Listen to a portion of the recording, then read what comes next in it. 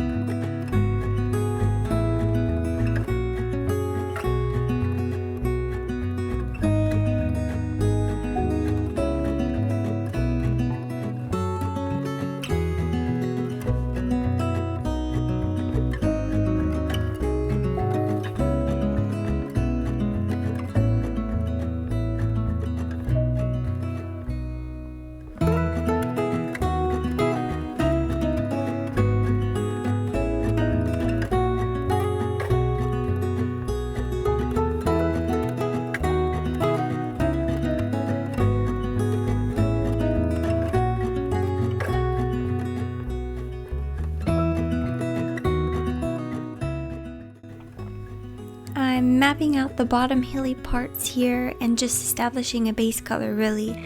Then I just added a muted green to the other side, which was a lot of different colors, greenish umber, sepia, and possibly a yellow ochre. It doesn't matter too much, just a warm yellow would work great to create this muted green color.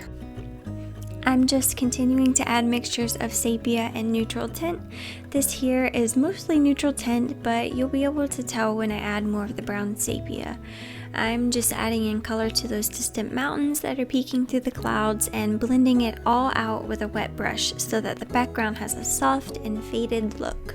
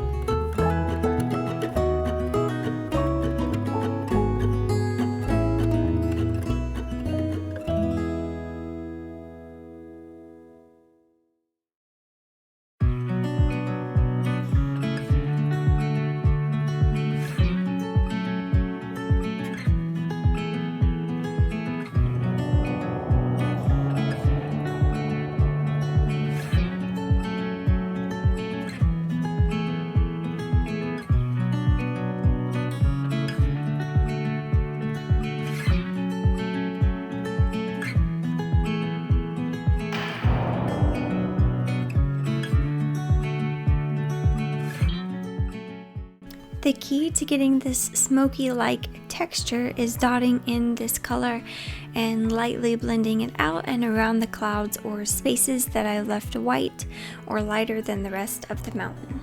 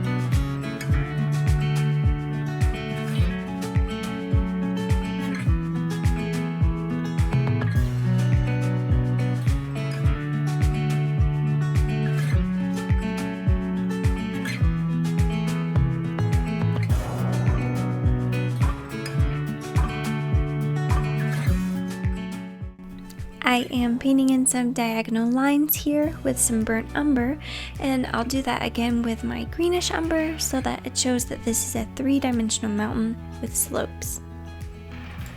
I'm blending in some of those browns to the middle row of the mountains because they are just a little closer than the very back row. A lot of times in real life photos you'll see that distant mountains are either blue or gray or greenish, so pay attention to that and study photos like that. That's really one of the best things that you could do if you're a beginner, is to study those colors and their opacity.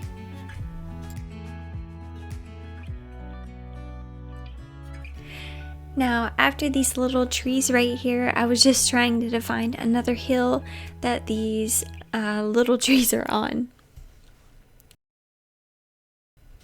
And I began to add a little more detail to the mountains again.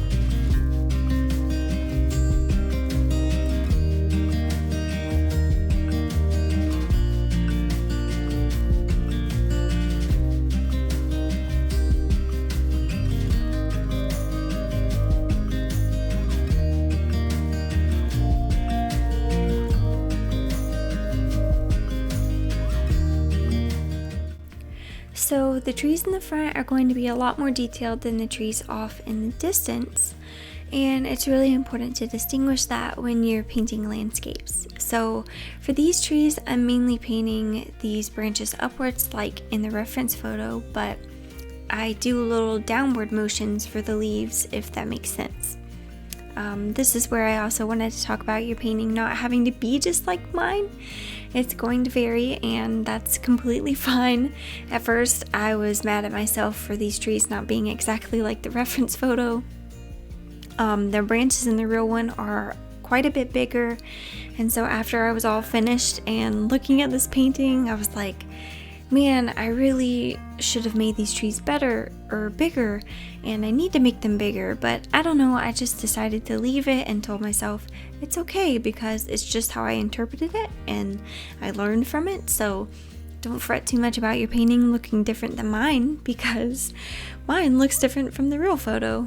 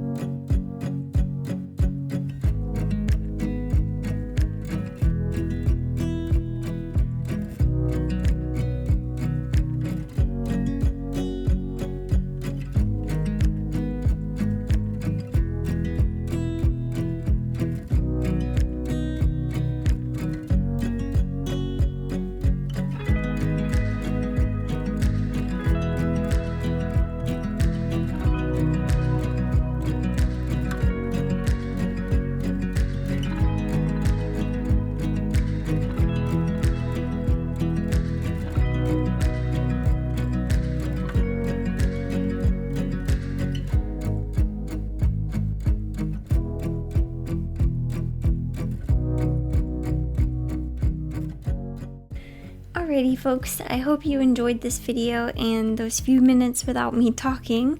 I hope that this was helpful. Remember, if you try this out, to be sure to tag me on Instagram. And please like and subscribe if you want to see more from me. I hope you all have a wonderful rest of your day, and bye for now.